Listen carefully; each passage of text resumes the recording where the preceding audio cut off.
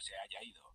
Pero el depredador no alcanza a hacerlo. Tiene que desencajar las mandíbulas o será pisoteado. El leopardo escapa de los furiosos búfalos solo porque hay un árbol cerca. El leopardo tiene tiempo de refugiarse en su copa. Pero los búfalos no tienen prisa por irse. El leopardo tendrá que esperar mucho tiempo antes de que lo dejen en paz.